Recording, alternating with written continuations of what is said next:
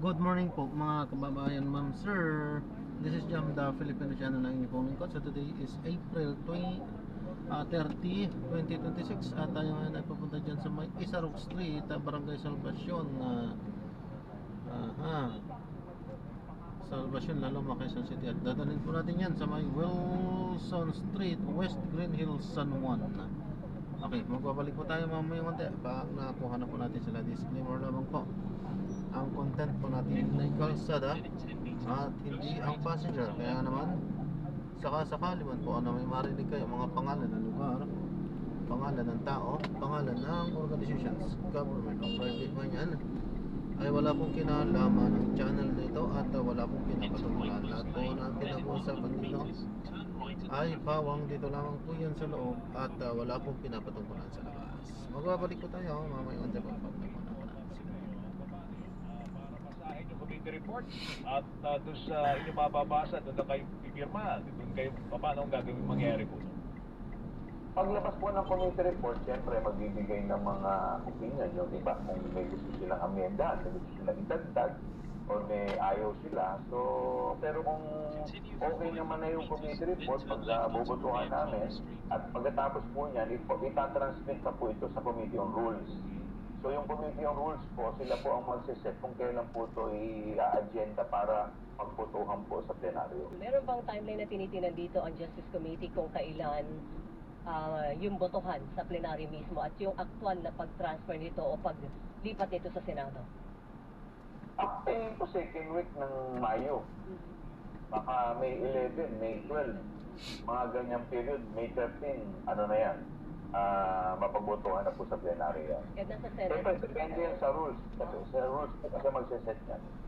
Okay. Sa ngayon po, Congressman, ang isa siguro sa dapat pinaghahandaan ay assume ay yung pagbuo ng House Prosecution Team. Kasi ito yung mga mga abogado na haharap, mga prosecutor na haharap sa Senate impeachment trial.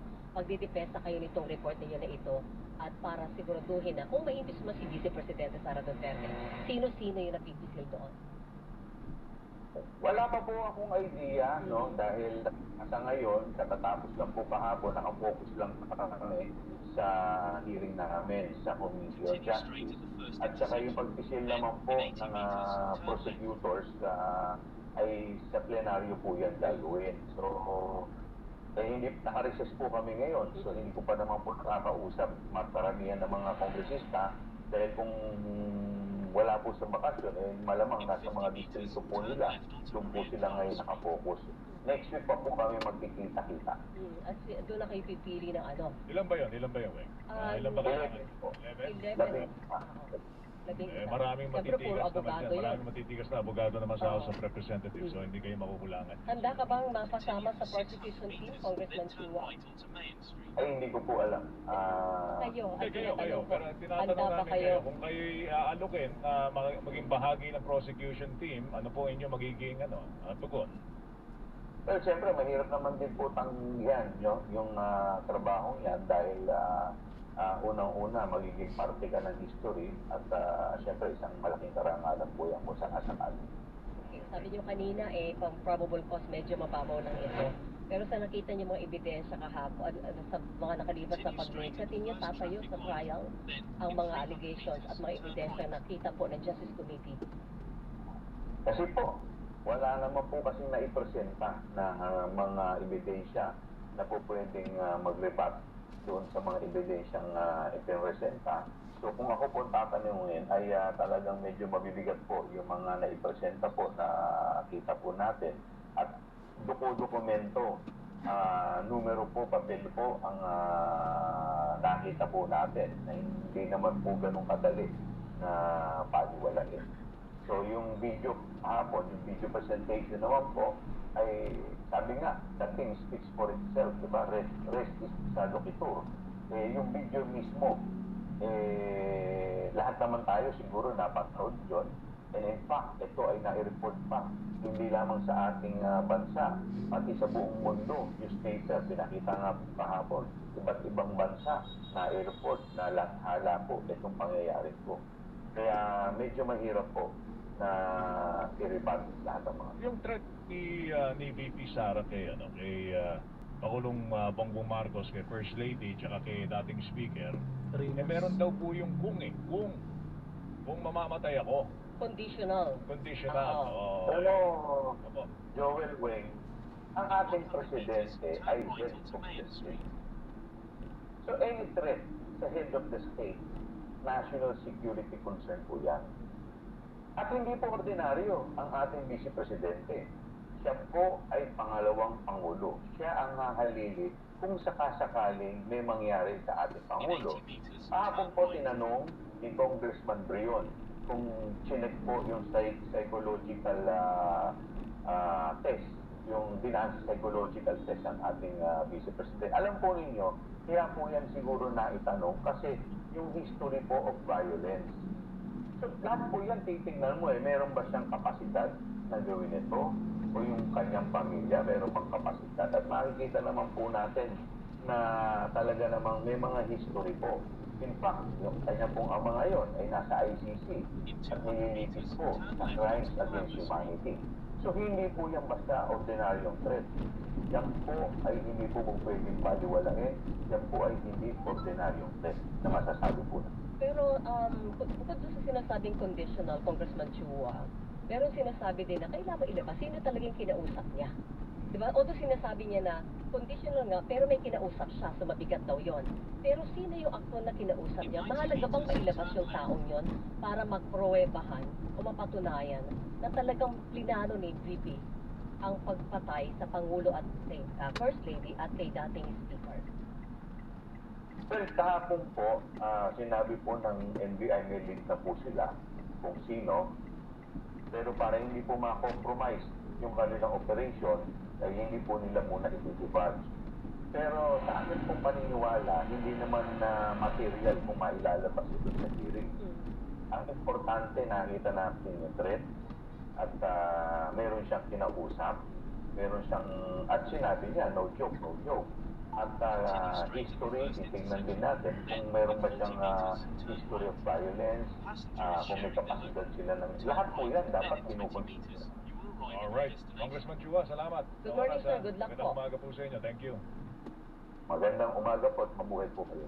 Manila 3rd District Representative Joel Chua, member ng House Justice Committee, mga kapuso. Actually kahapon, Weng, nakalimutan ko na yung mga video eh. Kaya Oo. napanood ko na naman kahapon.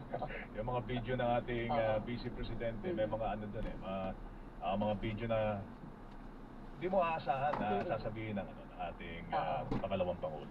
Ano lang, Baka namin yung statement na yan at aming ibabahagi po sa of inyo. course, Ang oras po natin mga kapuso, alas Hindi naman to one way, 8:52, no? radyo na. TV Good ba? na lang Labanan ng para fake mabilis news. Dapat tayo. totoo.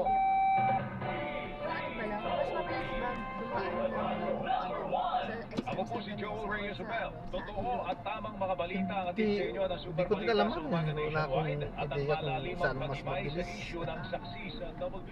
Sa akin, basta sinusunod ko tong ano kasi minsan siya yung nakakakita kasi ng kung saan yung mas mas traffic. Kaya sinusundan ko siya ng sinusundan. Double B, balitang totoo.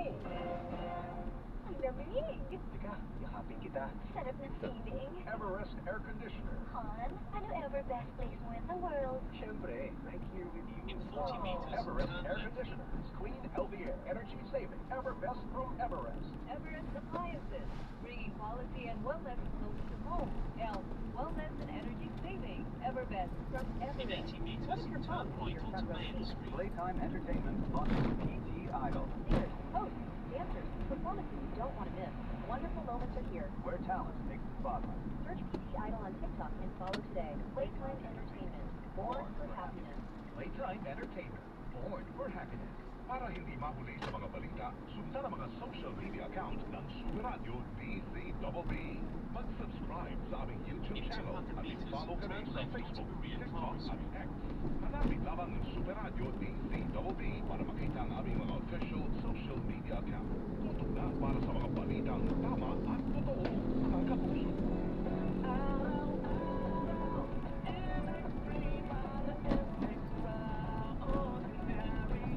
In 90 meters, turn left.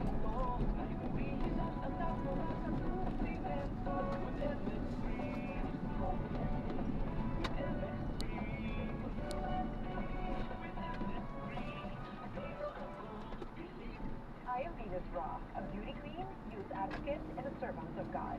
Sa MX3, dito ako bilhin. Mahalagang paalala, ang MX3 capsule na hindi gamot at hindi dapat gamitin ng gamot sa anumang uri ng sakit. Miss, yung right na nito. Meron kaming iba. Miss, doon ako sa kilala ko na ang pinagkakatiwalaan ko. Kaya, basta right way dahil In 200 meters, turn right at the traffic light. Isa to protect the public. Right men, de kalidad at abot kayang gamot, ipilit at hingin. Basta right men, dahil gusto namin na gumaling kayo. the journey to crown In the next 100 Miss meters, Universe turn right at the begins. traffic light. Playtime Entertainment presents Miss Universe Philippines 2026, celebrating Filipina confidence and excellence. Follow the journey on Playtime Entertainment Facebook. Playtime Entertainment, born for happiness. Playtime Entertainment, born for happiness.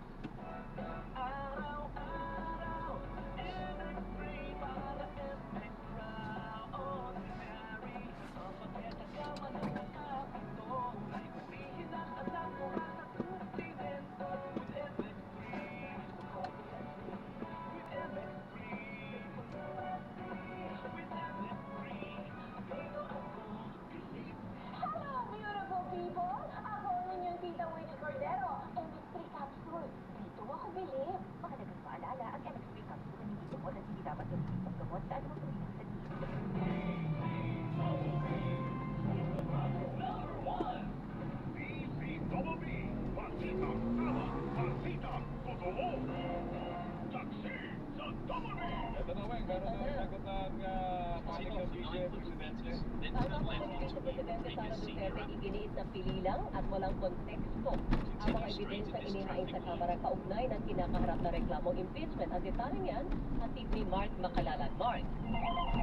Hindi sangayon ang kampo ni Vice President Sara Duterte na mayroong probable cause na sa pagdapasyahan ang impeachment case laban sa kanya. Sa paayag ni Atty. Paul Lawrence, Counsel ni Bibi Sara sa reklamo ng National Bureau of Investigation, kulang ang mga ebidensya sa inside investigation at grave threat. Sa ginawang pagdinig ng House Committee on Justice kahapon, nalawanan niya, pigilin lang at display ang mga ginamit sa ebidensya. Sabi na dito ay wala rin konteksto at puro opinion lamang ang pinamanan sa pagsisilyo. Una ang kinumpirma ng Continue NBI, straight at this traffic light. authenticated at evident of life ang itinasya sa tentang pagkamatatay. Inibisa na Duterte kay Pangulong Bongbong Marcos. Ayon sa mga opisyal ng NBI na sumasagsaw sa inside investigation at grave threat ang naging tanda ng Vice Presidente. Samantala sinabi na ng kampo ni Bibi Sara na fishing expedition lamang ang nalayan ng pinigil. Nagpahit naman sila ng kahandaan at reklamo sa tamang forum. Ako sa may pakalala ng CNA, Susaranto, hindi na mag-ipalitang sa buo. Alright, Weng, wala na tayong oras. Pero may babatiin din akong nagse-celebrate ng wedding anniversary ngayon. 42nd Wow. wedding anniversary, ha? Congratulations. Naman, congratulations sa aking kumpare, si paring Pablo Bong Belmes, tsaka si paring Catherine Belmes. Nagse-celebrate sila ng kanilang 42nd wedding anniversary. Kita mo naman, Congratulations. si paring Bong ay faithful and loving husband to a beautiful Continue wife. straight at the first Si paring Congratulations sa wife niya. then second traffic light at turn left. Kaya kaming mga lalaki, mapagmahal. Si Olive Lagniton, Sana makisot ang sinungaling. happy birthday! Kilala naman kita. We've been friends for a long time and happy birthday na lang. Kay Olive Lagniton, ang pagbati galing kay Christian Matria. Yan. Wala si mga nasa YouTube natin at saka nasa Facebook. Maraming salamat sa araw-araw na pagsama mo sa akin. Salamat po. Wala na po kami oras. Andiyan na po si Igan. At si Connie Tito. One-on-one. Walang personalan. Ako po si Joel Reyes. Ako po si Rowena Salvacion. Magandang umaga. Dito po sa DCWB, walang ginigilingan. Walang pinoprotektahan. Noon at ngayon, serbisyong totoo.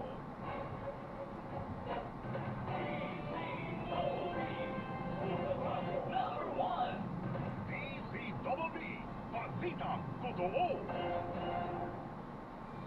Pagpabalitang walang kinikilingan, walang pinoprotektahan, walang kasinungalingan, serbisyo totoo lamang. Superadyo, DZBB, hindi pa huli, hindi pa titigan. Superadyo, DZBB, Prime Time. Ma'am, itabi ko lang dyan, ha? Alas 6 hanggang alas 7 ng umaga. Nag-u-overheat yung makina ko. Walang na pagbabalita at pag-ingay sa issue. U-overheat. Meron ng product sa Superadyo, DZBB. DZBB. Alas 7 hanggang alas 11 ng umaga. Traffic pa. Sana naman sa pagbabalita ang tampanan Joel Reyes Abel at Melo Del Prado sa Super Balita sa Umaga. Nationwide. Alas 8 hanggang alas 9 ng umaga. May kasalinahan ba dito? Talagay ko bumigay yung ano ko. Joel Reyes Abel sa saksi sa Double B.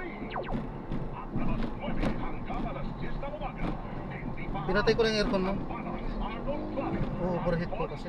Sa pagtalakay sa mga isyu ng bayan sa one-on-one, walang personala.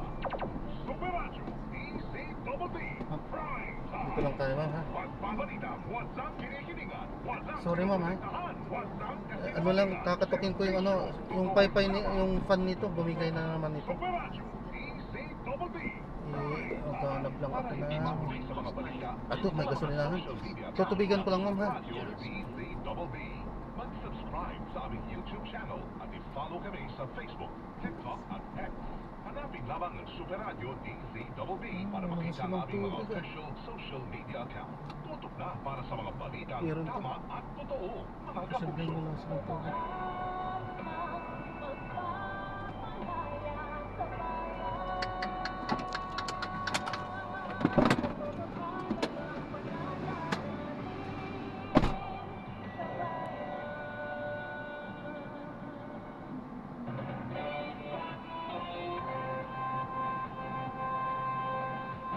Sa balita, kinaming panata. Super Radio 594. Lagi nakahanel mo. Servisyo, totoo. Kapuso nyo sa radyo. Walang pinipilingan. Walang pinoprotektahan. Servisyong totoo lamang. Walang iwanan. May paninindigan, matatag maaasahan. Super Radio 594, kapusong Pilipino, lahat Super Radio. Servisyo, totoo, walang pinipilingan, walang pinoprotektahan. Hindi ko gusto masira yung sasakyan ko. Kung makapag-antay kayo, kasi kailangan ko kayo. Sige, okay lang po. Bumigay mo yung Sige, okay lang po. I'm sorry pa. Huwag na i-report mo. Hindi ko gusto mangyari. Alam ko po. Huwag na i-report ko kasi mawawalan ako ng ito. Hindi naman gusto. Anong gagawin ko? I-complete ko na lang.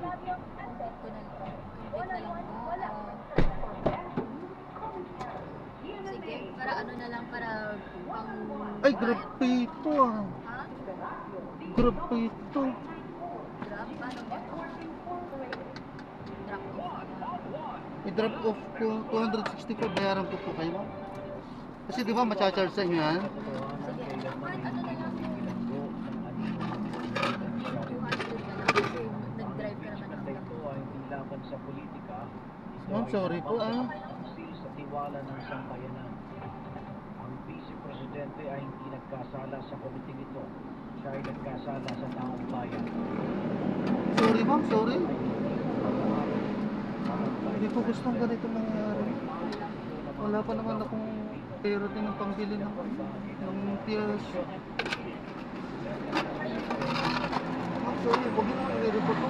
Kasi pag ni-report nyo ma'am, mawawalan ako ng Wala, trabaho. wala. Mag-book na lang po ulit kayo. Ha? Ito si Oilton, mapipick up kayo ulit. Salamat po ma'am. Sa May 4, Tulong uli. Dito muna ako tambay. Oo po.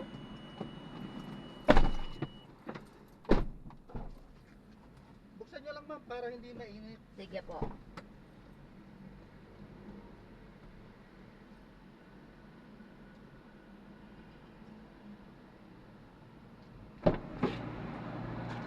Nakita nyo kung saan ko nilagay yung screw? Ay, ito. Sorry ah. Okay lang po.